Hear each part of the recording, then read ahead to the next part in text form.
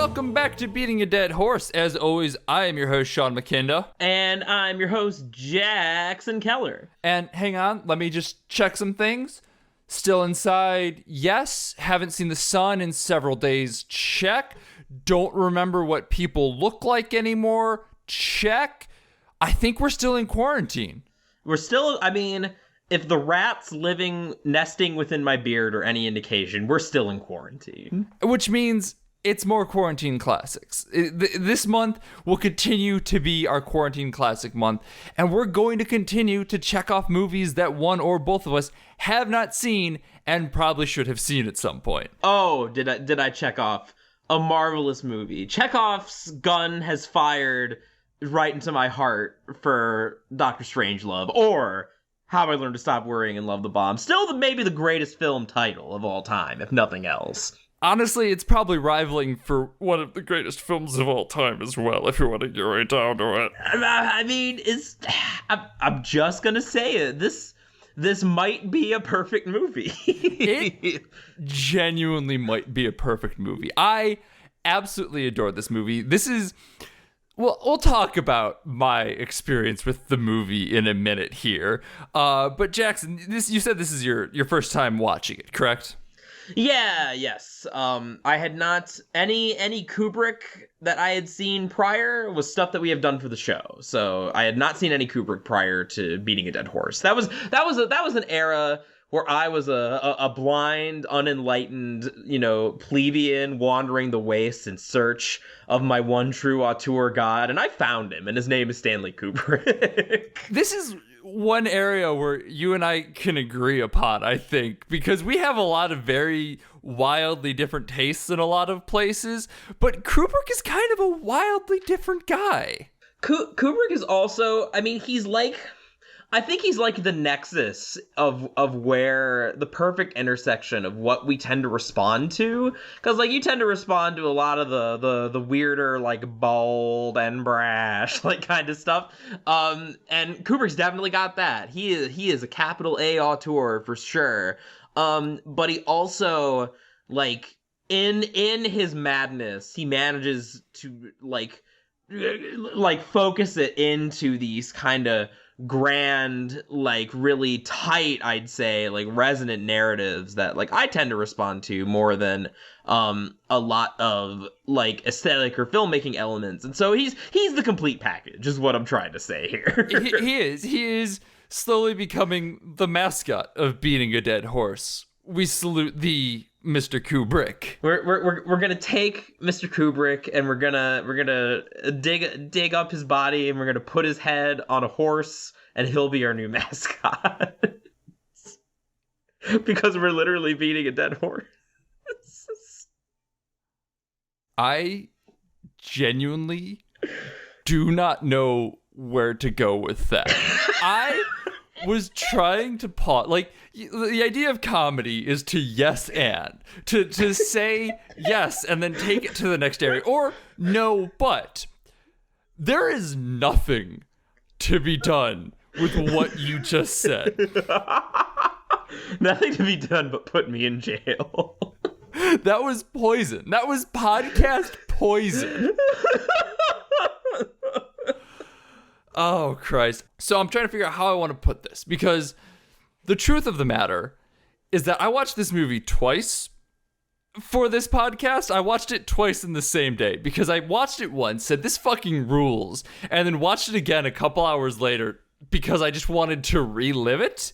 But I had seen it once before. I had watched it back freshman year of college. There were parts of it I remembered. I remembered liking it back then. I'm happy that my dumb freshman of college brain did not lead me astray, and I had still really enjoyed it, and I wasn't just thinking it was great because I was an idiot, and in fact thought it was absolutely wonderful, indeed perhaps the perfect film. Yeah, so I watched it twice within the same day, and my appreciation for it grew even within the span of the 3 hours in between my first watching and my second watching. There's a lot. This is definitely a movie that would reward a second watch, I imagine. I did not, as per usual, because I am a lazy hack fraud. But there's just a lot going on in this in terms of everything, really. It's just a lot. So, I mean, here's the problem with this movie, is that I know Jackson and I are both really boiling over with things to talk about.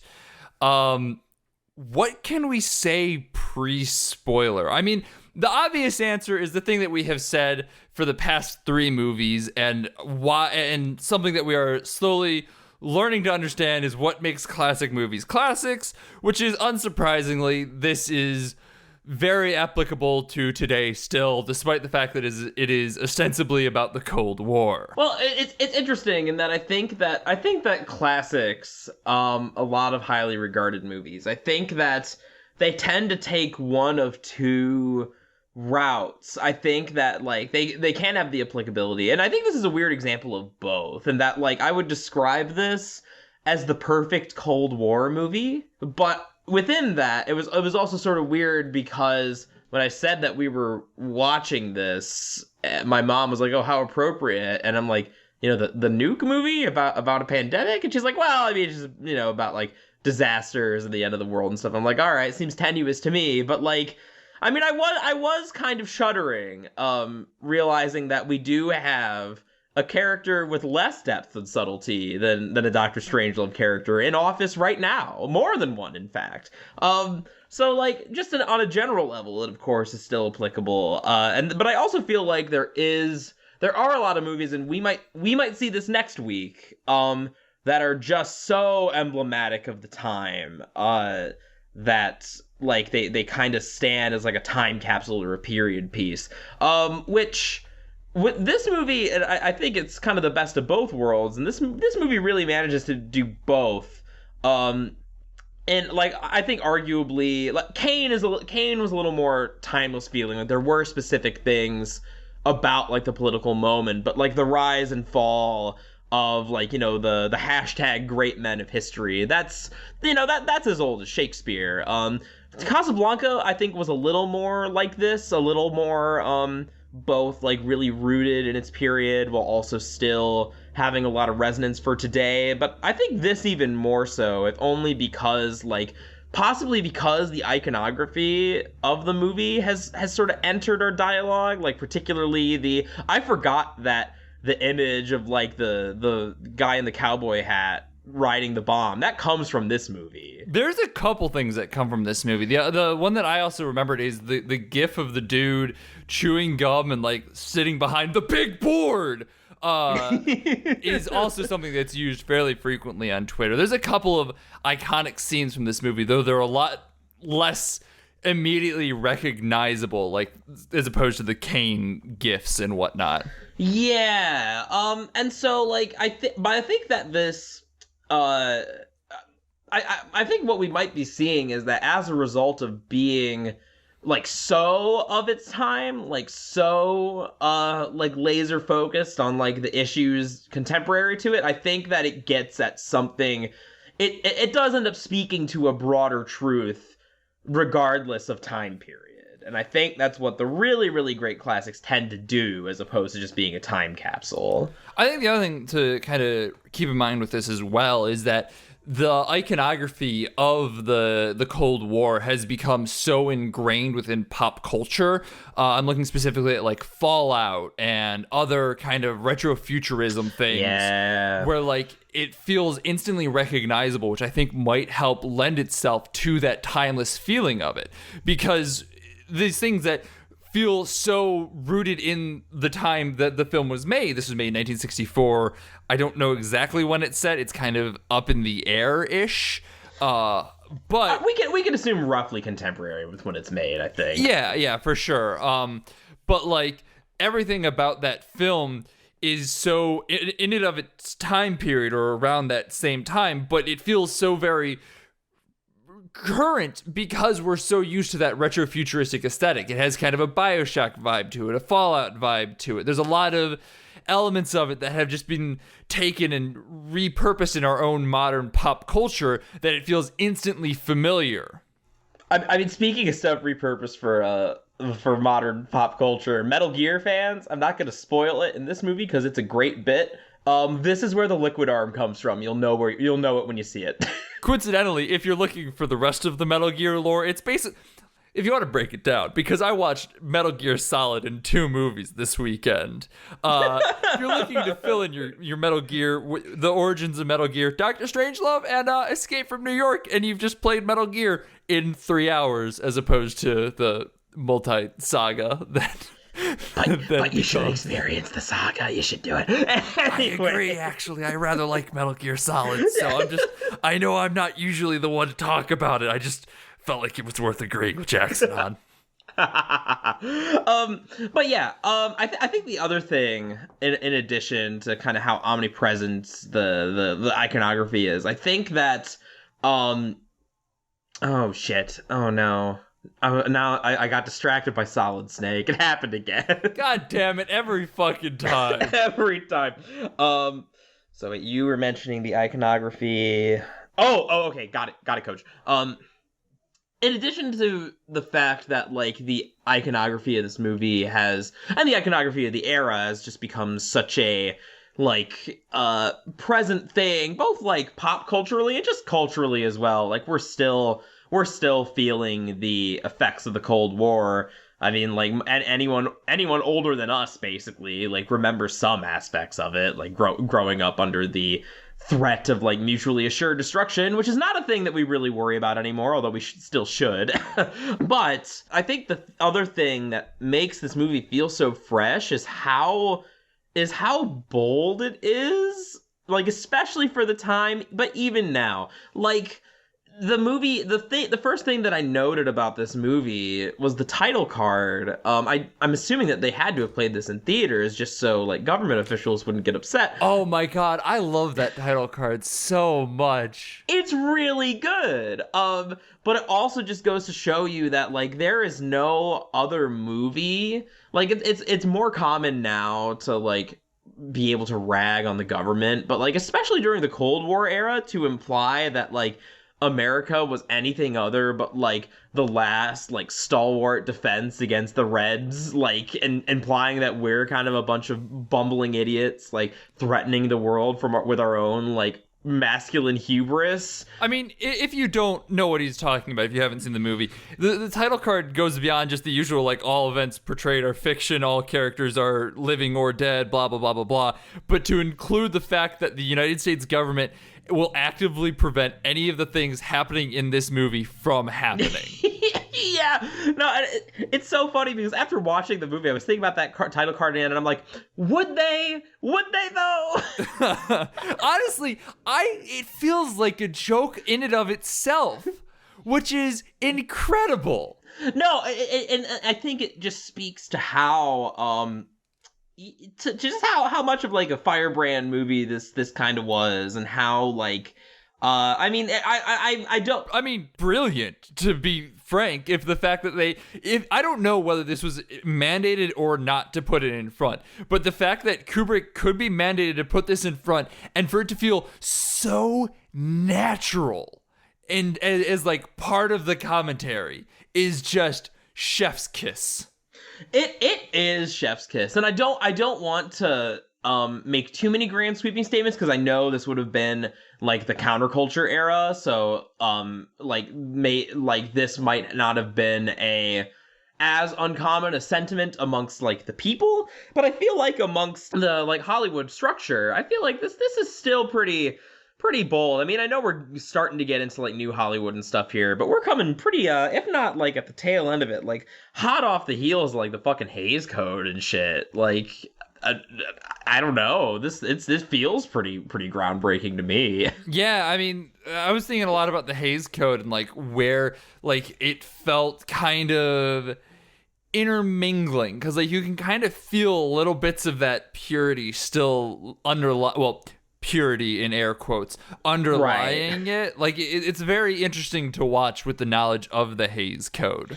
Yeah, because I know that towards the end of its lifespan, like, it took a long time for the Hays Code to be officially retired, but, like, it was unofficially retired way before that. And so I wouldn't be surprised if, like, it was still if this movie still had to make some concessions, like every now and then, because I was looking for those places too. You're right.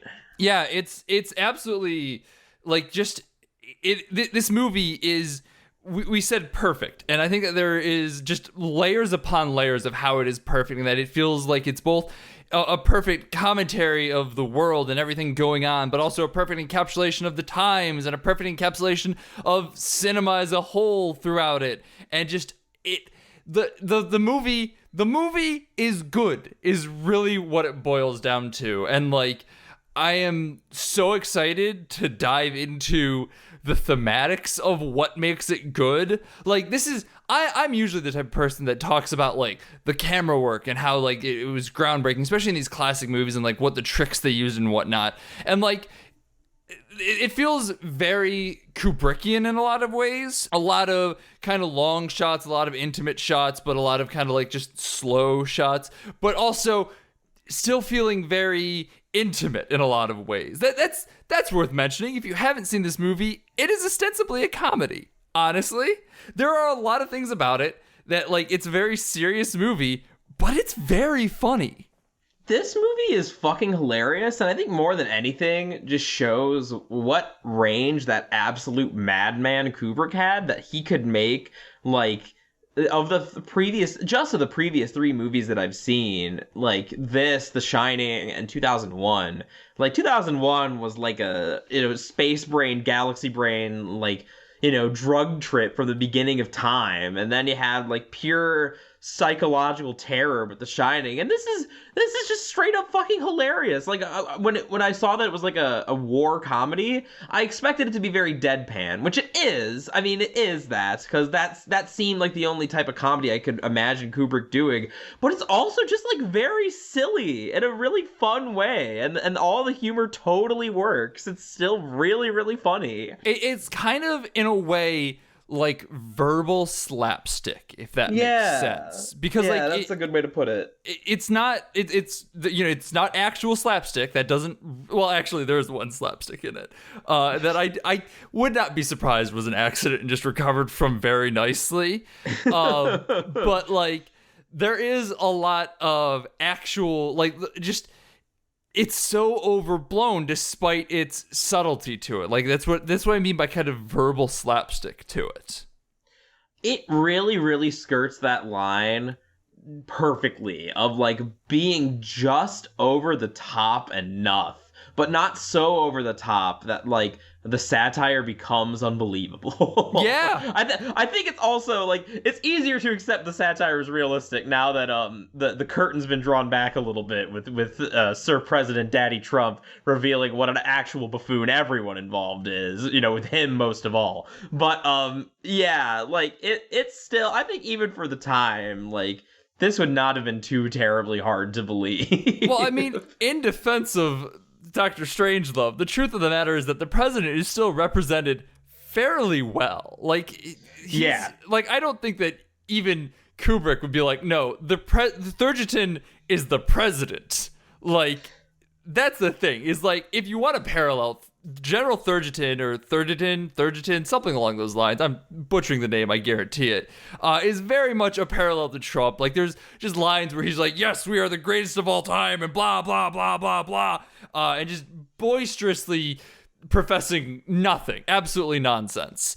And the president is still very rational and very trying to get things to go well. There's commentary with the president as well that I am so excited to talk about, but like, I don't think Kubrick was expecting this. The roles were a little reversed here. It made more sense to assume that like the president would have some like gravitas, some majesty, whereas like, you have a bunch of trigger happy generals like breathing down his neck and telling him to bomb the Ruskies. Who could have known it would be the other way around? But yeah, I think that while we're talking about like the rah-rah of Thurgeton, he is great. Also, another element that like really skirts the line of just over the top enough is his performance and like his voice. Genuinely might be my favorite performance of an actor.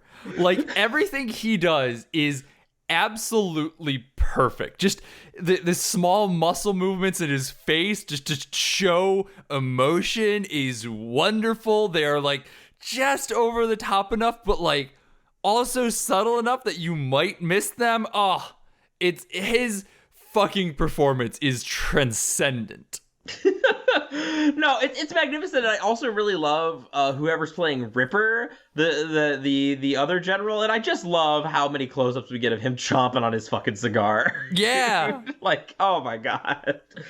All right, are we ready to talk themes? Can we start talking about these trigger happy horny kids? Because I am so fucking ready. I have just my goddamn machine gun is loaded with examples. I am ready to pull that trigger to put our base on red alert and start Wing Attack Plan R. I mean, Sean, take me out to dinner first. Oh fuck, I'm so excited about this movie. Let's go. But before we do, I have to calm myself for a minute here. I have to submit my codes first, make sure everybody knows what we're doing here. Pull my cowboy hat out and say, hey, if you're enjoying the podcast, you should leave us a review on iTunes. You should tell your friends. You should follow us on Twitter at BADH_cast. Support us on Patreon, patreon.com/BADHcast. Next week, we're going to be talking about fucking Easy Rider, right? Easy Rider. Yep, that's my pick for film to revisit. It's interesting because when I watched this, spoiler alert, I did not much care for this movie when I first saw it, but I've been thinking about it a lot in the years since. So I'm curious to go back to it. It'll be interesting to see. And I also need him to put Jackson on blast next week for something he let me get away with that he really should not have. I was trying to bury it. I was trying to keep you safe, Sean. I was trying to let it slide. I prefer accuracy, though. I would rather be embarrassed for the sake of accuracy. And when the truth finally dawns, it dawns in fire. If you're watching this on Jackson's YouTube channel, you should also like, comment, subscribe. And I can't believe I said that. I want to die inside. It hurts, Ness. All right, spoilers. Spoilers. Let's crack open this one like a cold one with the boys, with the happy trigger horny boys. Hell yeah. So this is a movie that I feel like is kind of hard to unpack because basically every idea and theme kind of plays into one another. And so to start at one point is a little tricky, but I have a proposition. All right, lay it on me. Let's work backwards. Okay. Yeah, I mean, it's funny because the opening of this movie, it doesn't show its hand very, very much. So yeah, maybe starting backwards is the way to go. Yeah, I mean, like, let's talk about we can talk about the opening for a hot second here because the opening is going to be very quick and easy and dirty. In that the first 15 minutes, 30 minutes doesn't really matter. Like, it's all very much it matters. It matters quite a bit in the grand scheme of things, but in terms of thematic analysis, it does a lot more to kind of make it feel like a traditional war movie rather than the satire it turns into. It's all played very straight, and like you're intentionally kept in the dark on what's actually going on, so there is a little bit of feeling that like, oh, maybe this movie is going to be about a war with Russia, which it's not. Yeah, I mean, like, there is a little bit of indication that something is up because they have Peter Sellers in it, and while he was not at the time Jacques Cousteau, the Pink Panther yet, I have to imagine that at that point he is already a fairly established comedic actor, or at least recognizable as someone who is here to do funny things. He does, like, I wasn't really super familiar with him. He does look kind of out of place and kind of like exactly like Clouseau at the beginning when you first see him in the army base. Which, I mean, is important because it sets the idea that this is not going to be traditional despite what you are about to see for the next 30 minutes. Yeah. I would say it doesn't really open up until we get to the war room in general. Yeah, because that's when shit, like, really starts hitting the fan. You get more of a complete picture on what exactly is going on and why, and the why. So let's work from the end now, which is calling America basically Nazis. Yeah, or at least like suppressing Nazi tendencies, very very thinly. This is actually where it's such a good bit, but like I was reeling for multiple reasons when Strangelove, the title character, who for most of the movie is pretty unimportant. Also not there for like the first 45 minutes. I remember I watched this for the second time with Sam, and at one point like I paused the movie because we got food, and she's like, "So who's Strangelove? Why is it called this?" I'm like, "Oh, you haven't met him." And then I looked at it, I'm like, "Oh, this has been like 40 minutes. That's interesting." He's really only important in like 2 scenes, and one of them's at the end where he has a Hitler arm.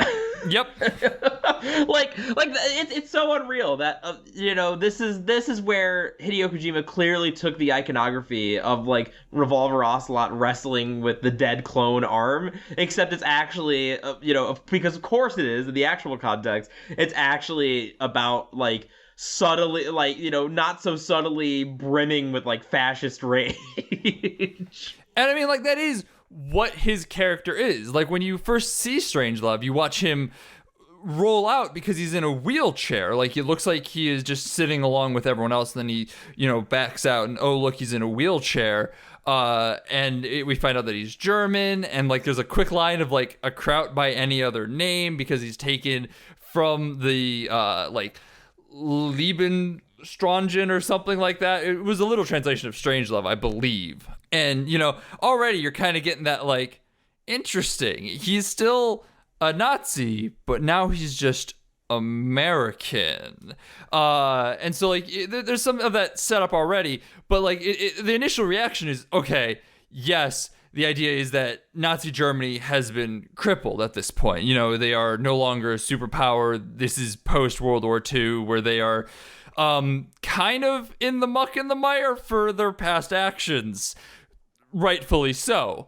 And so, for a while there, Strangelove continues to be in his wheelchair until, like, right before the movie ends, where he stands up and shouts at the president, "Mein Führer, I can walk, my legs work."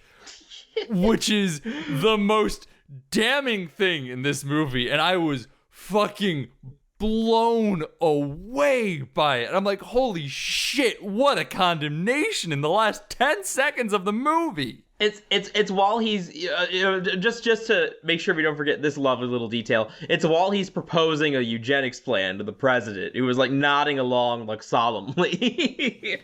But 10 women to every one man. 10 women to every one man. And that's where General. God, I almost called him General Rildo. That's a fucking Dragon Ball GT character. Whatever the fuck the general's name is. Turgitin, yeah.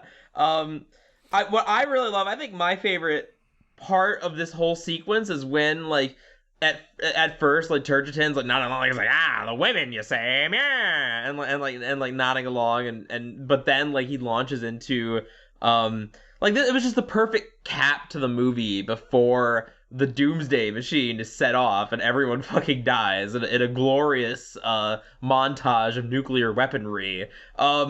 It's when he's like, but oh, Mr. President, like the Russians, they're gonna live like mole men under the ground too, and if we don't have net weapons ready when they emerge, they're gonna wipe us off the face of the planet. We gotta spend the next 100 years getting ready, and just immediately, like, no, like, time is not even a second of this new world order has passed, where he's back at it again on his Cold War, like, mutually assured destruction bullshit, and then everyone what do they call it? The mine shaft gap? Yeah. Yes. God, I'm glad that you watched it twice, because the specific wording of everything in this movie is so great, but like, since I only watched it once, I can't remember it. Oh man, the second time I was watching, like, every line of dialogue is so fucking memorable. I found myself like mouthing along to him, like, I've seen this movie twice before, and once was like 6 years ago. This movie is impeccable. That said, we are still getting Turgitin, whatever the fuck his name, wrong. And I want to talk about that for a second, because it doesn't fucking matter, and that's part of the point. we've already established that these war men are basically horny kids, and they are just basically continually trying to one-up each other. Blow their nuclear payload all over their opponent. That's the sexuality of it coming out. Yeah. But like, I want to look at this from the fact that they are basically kids on the playground who are basically going like, yeah, well, you have nukes, but I have a doomsday device that can do this, this, this, and this, and it's got thorium G on it. And everything that they say, literally everything in this movie, is fucking made up words. And like, it's designed to just be things that people will say, like Thurgeston, Burbleston, thorium G or whatever. None of these things are real. They sound like names that kids came up on the playground, like Burbleston Air Force Base. What the fuck is that? That's nothing. Like, it's all designed to just have very much the idea of kids on the playground slowly one-upping each other and like making up things and new facts as they go along. I've only been using 2% of my power level. Exactly. It's wonderful. It is so infantilizing of all of these people, and not in like the sexy way, much more in like the, you're a fucking child and you have the nuclear codes. Oh my god, like, yeah, I mean, not even the president's immune. I think one of my favorite sequences in the whole movie, low key, is when he's talking to the Russian premier on the phone, and they're like, he's trying to explain the whole situation to him. It's like, I'm very happy too. Like, it's a happy phone call, except it's not. Well, I'm sorry. I'm just as sorry as you are, Russian premier. Like, you can't be more sorry than me. Like even then, they're still trying to one-up each other in this kind of, like, politeness judo sort of way. Which you can take that phone call in one of two ways. You can absolutely read it as Jackson is, which is to say it's like a politeness judo, and it entirely is, but it's also very easily read as the president is the parent in the room, because that sounds like something that you would get in, say, A Christmas Story, when they call after the kid said fuck, and he's like, oh, I heard this from your child, and I know this is something that you don't want to hear, and yada yada yada. It sounds like a phone call that would be directly from A Christmas Story, and it's just very much embodying that like 1960s I have to call someone else's parent because our children did something wrong vibe to it. It totally does. Like, I also just love when the president gets exasperated. And it's just like, well, I don't know. I guess you're just gonna have to shoot our boys down. You can do it. Yeah. You got the whole Air Force. Like he's basically just like throwing up his hands and giving up. Also, kind of some exasperated parents vibes. Like, I don't know. You give him a timeout at recess. No more lunch money for him. Yeah, everything about this movie. It's incredible how all the lines of dialogue feel both very grounded in war, but also can easily be read as children's dialogue on the playground or a parent's dialogue. It's such an incredible tightrope to walk where like you can feel like a stiff breeze would blow them either way, but it doesn't. It manages to feel like both simultaneously depending on how you're watching it. Because my first time watching through, I didn't pick up on any of this. Again, I was a stupid freshman in college, but like watching it even the second time when I was watching it for the first time yesterday, it felt very much, I'm like, I feel like there's more going on here, but I'm missing some of it. And then watching it the third time, everything was snapped into like sharp focus of, oh my God, I'm seeing the double speak in everything that they are saying, and it is brilliant.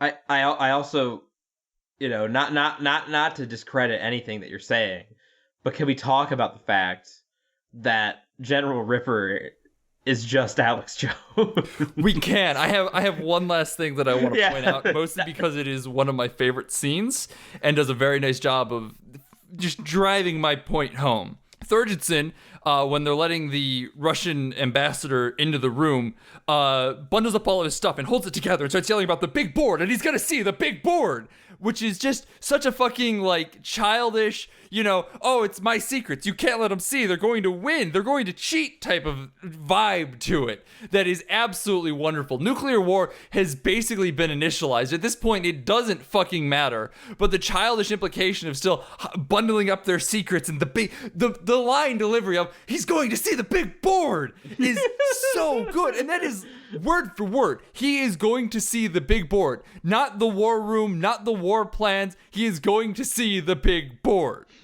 Also, "There is no fighting in the war room" is just a beautiful line. Iconic line even. Yeah, no, that's God, that's so good, and even that gets to like, the pretext that we have of having like a polite war, like rules of engagement, like a polite mass murder. Only 2 million people. This is way better. It's a 90% success rate. Only 2 million people will die, down from 20 million if we don't take this action. A polite war. It's a very polite war. It's very rational.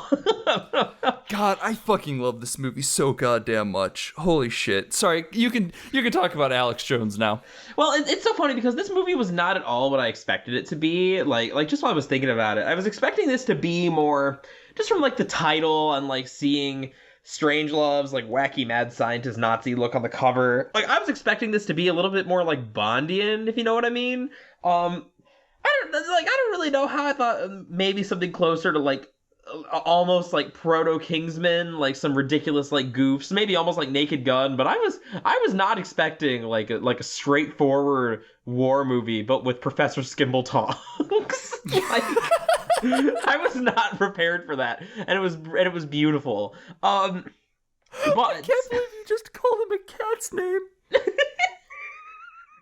Skimble shakes the war room cat. He's the cat of the war room.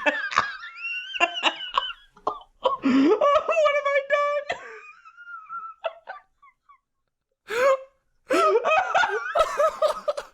done? You've just conflated two very different properties in perhaps one of the most cursed ways possible. Oh no.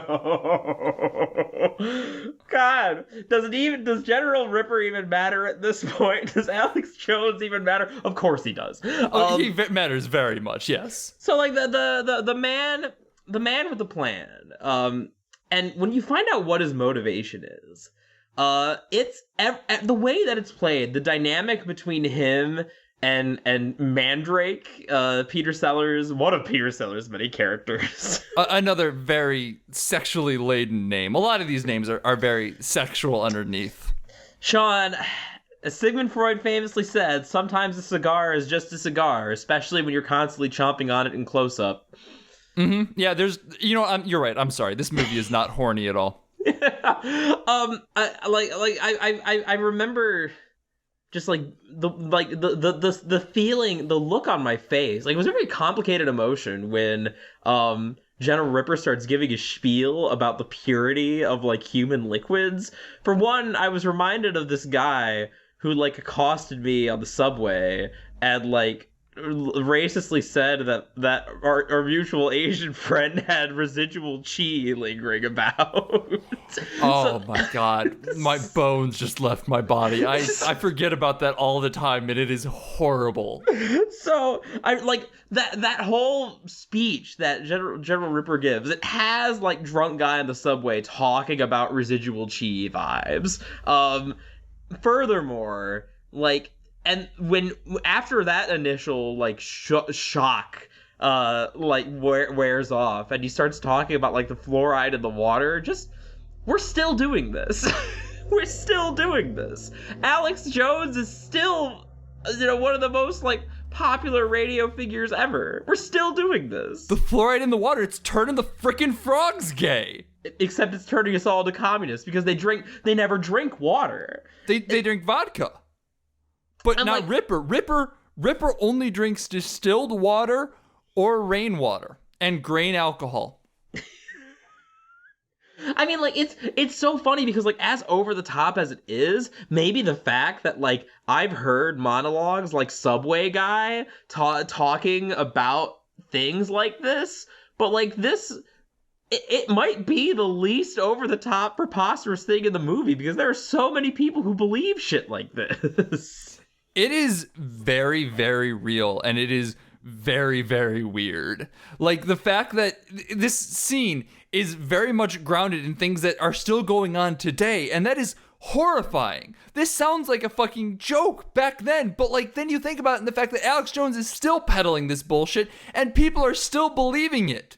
Like, there are people who would willingly drop nukes if they thought it would stop turning the freaking frogs gay. And Alex Jones, like, he peddles his own like water that isn't full of like fluorides and his own like supplements to make him more of a man. Like, oh my god, like I think the line in the movie that made me crack up the most was like, God, I forgot to look up the exact wording on it, but it was so perfect when he looked at Mandrake and he's like, I had this revelation after an encounter of love. Oh, like, it's something along the lines of like, while I was in the physical act of love, and I found myself drained from it. And I thought about why, and I was trying to figure it out, and thankfully I drew the correct conclusions.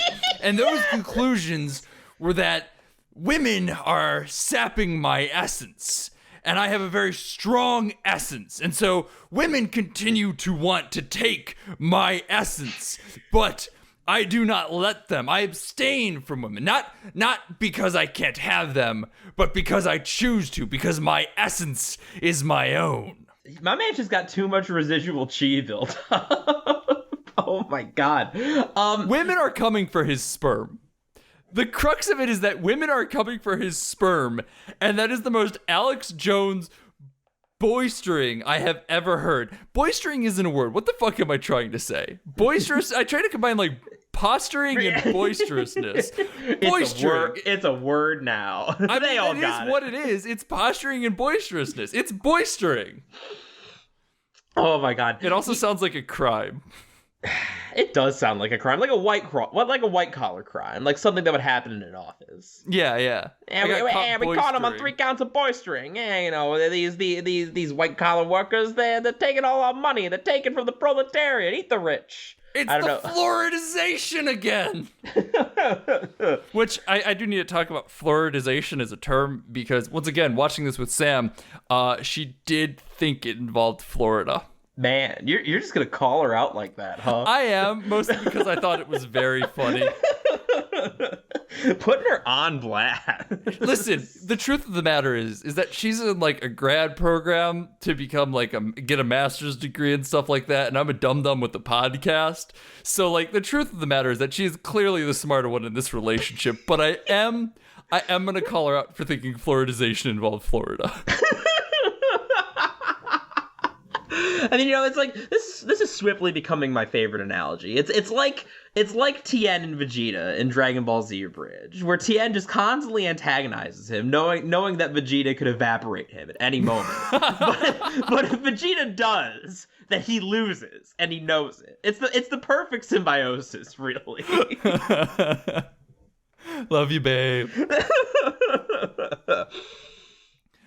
Oh my god. Christ. Yeah. So I mean, that's basically Dr. Strangelove. It's brilliant in every way, shape, and form. And I mean, like, this conversation even still has been incredibly surface level. Like, we haven't even really begun to delve into everything else that goes on with it. Like, there's multitudes of things that we can cite. It's right now mostly just talking surface level things that we really, really liked. And I mean, for surface level, there's a lot to really, really like. Yeah, I mean, I actually always find it somewhat challenging to talk about these kind of movies where there's a lot going on. Like in something like Citizen Kane, for example. Not to knock Citizen Kane. I really, really love that movie. But like, because you can kind of so easily sum up the theme as like big man fall from grace. It's almost easier for me to talk about the areas where it executes on that theme, or maybe areas where it diverges from it or explores it with more nuance than other movies, but it's all coming back to that central point. But this is a movie where like a lot is happening, both literally in terms of the screenplay and like thematically. So it's harder to have a grand thesis on this one without actually like going back into the study and again, I've only watched it once, and really writing a dissertation on it, because you totally could, and I'm sure that people have.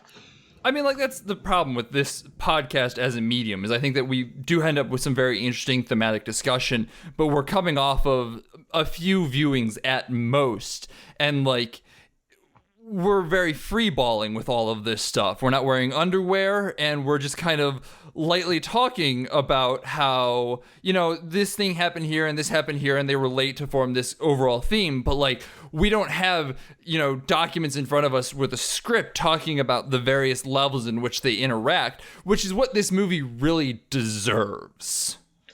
It also deserves for you to watch it. If you think that there's no joy to be had from some old black and white Cold War movie, you're dead wrong, and you would probably gonna be surprised at how sadly relevant it remains.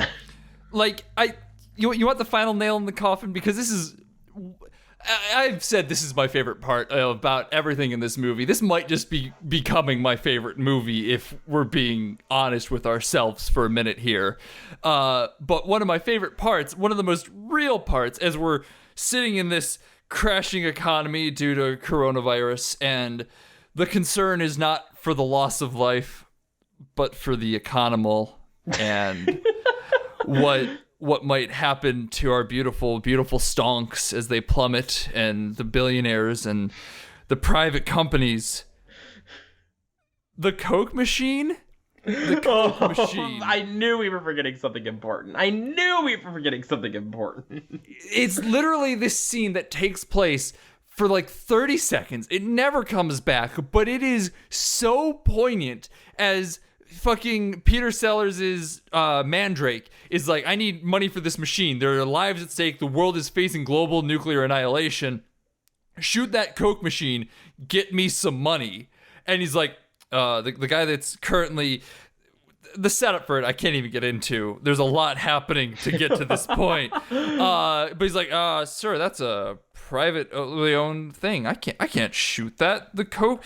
If this doesn't work... The Coke machine is going to come after you. The Coca-Cola company will have your head. And I'm like, no, it's too real. It's such a minor point in the overall movie, but it's such a fucking chilling one. Jesus Christ. It's just far too real with the lives that we are experiencing today. And I mean, it ends with the fucking slapstick as the dude getting sprayed in the face with Coke. Ha ha ha ha ha. Is that an ill portent? Oh my god, am I reading too much into this slapstick joke? Because I might be, but also, oh no. Sean, we're all getting sprayed in the face with Coke every day. You can relax. Is there anything else that we want to talk about with this movie? I realize that right now we're running a bit ahead of schedule, which is wild because like this is a movie that we should just be pouring over and diving into in every way, shape, and form. But I have another theory for why this one might be a little more difficult to talk about, if I may. Absolutely. A pretty simple one, actually, and that it's also, unlike Kane and unlike Casablanca, this is a comedy. And like I am loath to like.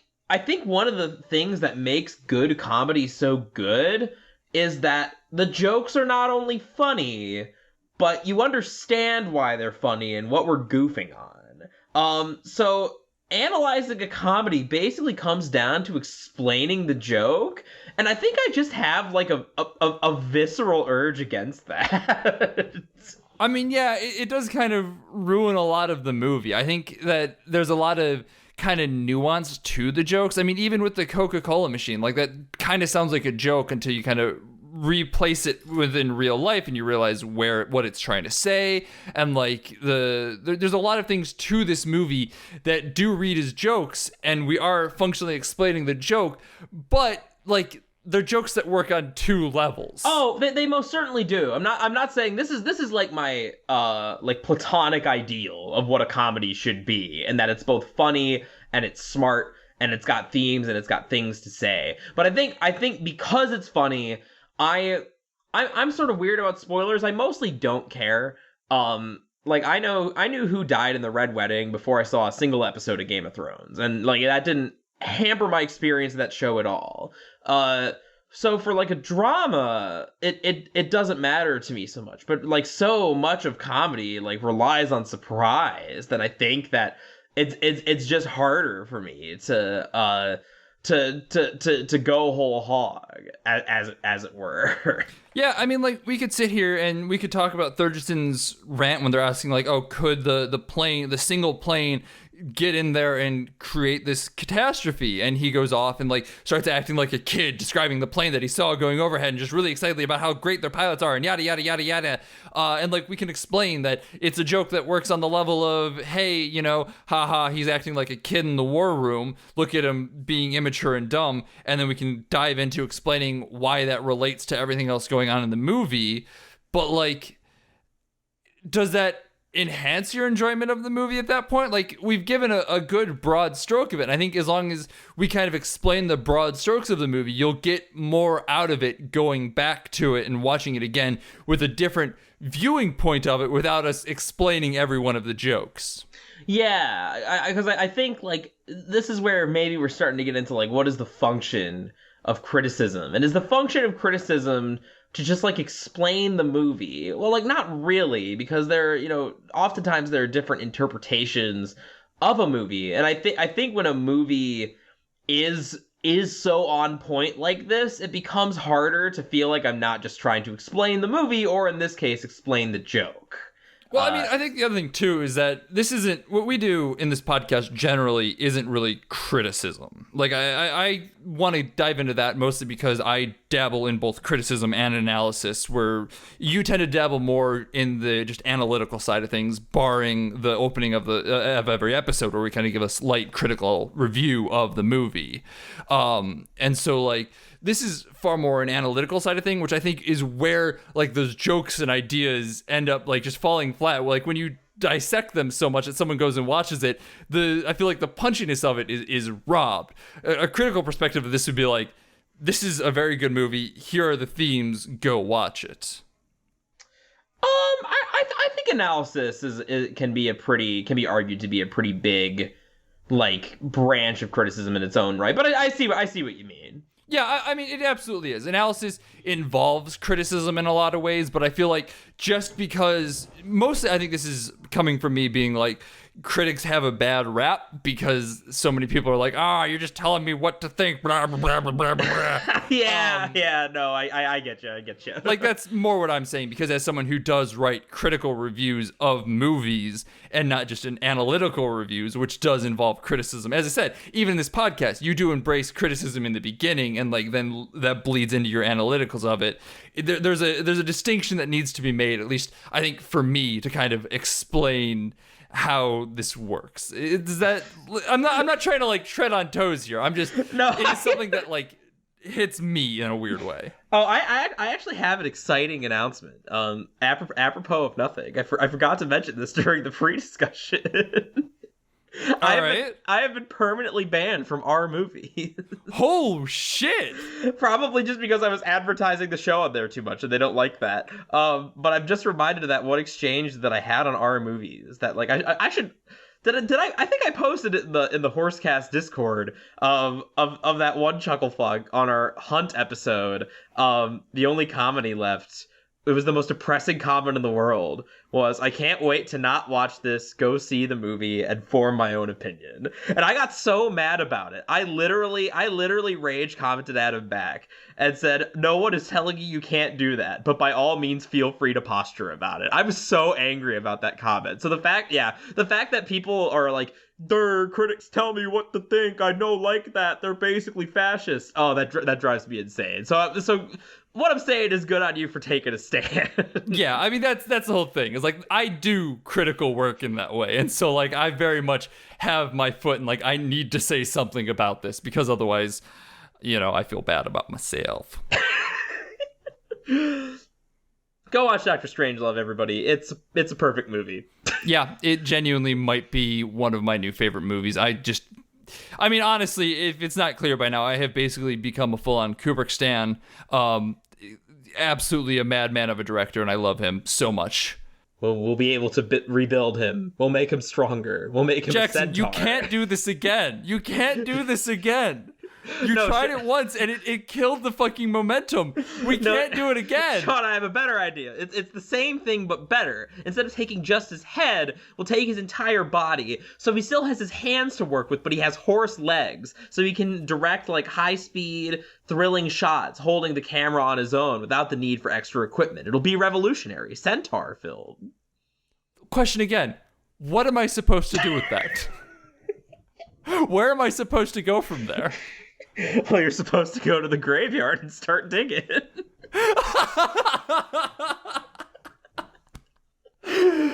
Oh, Christ. Man, I've been Sean McKinda. I mean, if you want to follow me on social media, that's at Sean_McKinda on Twitter. I feel like you have no desire to anymore, and I understand that one completely. My letterbox is Sean McKinda. I post occasional little things about, hey, this is a movie I watched. Here's my quick thoughts on it. I watch a bunch of movies over the weekend, so you should check that out if you want. And I've been Jackson Keller. You can find me on twitch.tv/JacksonJKeller, where I'll be streaming Ni no Kuni, Wrath of the White Witch. So if you're not a patron, that's your opportunity to get a sneak peek on my half of the bonus episode, because you'll be getting my thoughts in real time. Because if I don't stream that game, I'm not going to be able to muster the will to play it, probably. That's an ill portent. It's funny because it's not even like the idea of the game sounds like so bad to me or anything. It's just this is by far the longest work that we've ever had to prepare for on the Horsecast. Like, this would be like asking me to watch all of, like, every single episode of The Simpsons or something. Like, we're gonna review every episode of the fucking Simpsons in one episode. That's the time effort involved. So I gotta find some way to get me off my ass to do it, because I will play long ass RPGs, but if I'm asked to play a long ass RPG, I'm gonna be like a child, like a Dr. Strangelove character, and go, no, I won't. Your YouTube channel? Oh, yeah, duh. So I'm on YouTube. If you're not listening from YouTube, it's just my name. It's just Jackson Keller. I wish I had, like, a perma URL, but I'm part of the YouTube underclass right now, so I don't have access to that. If you want to get in contact with the podcast and tell us that our weird, homunculus Kubrick horse bits are bad and weird, you can follow us on Twitter at BADH_cast. Honestly, we don't go on there super often, just mostly just to be like, hey, new episode, check it out. But if you do want to get in contact with, the best place to do that is on our Discord. And the best place to get access to that, and in fact, the only place to get access to that, is over on patreon.com/BADHcast.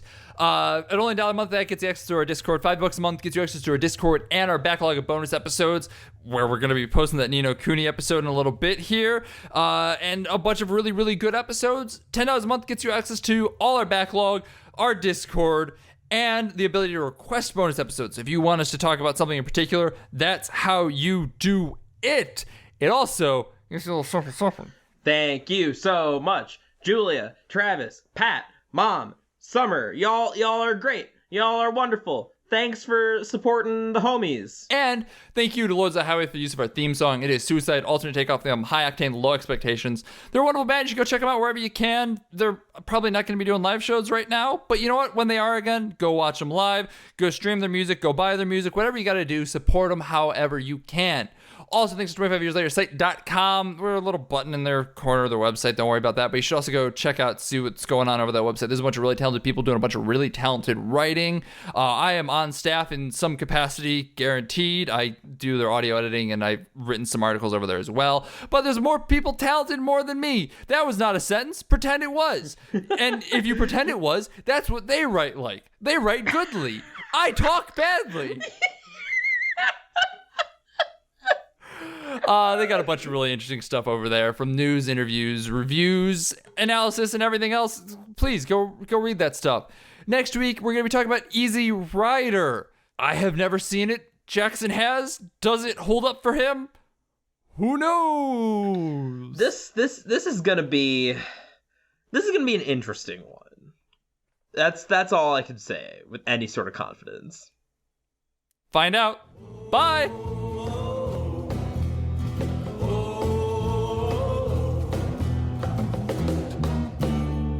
Don't you go. ground. Don't you go.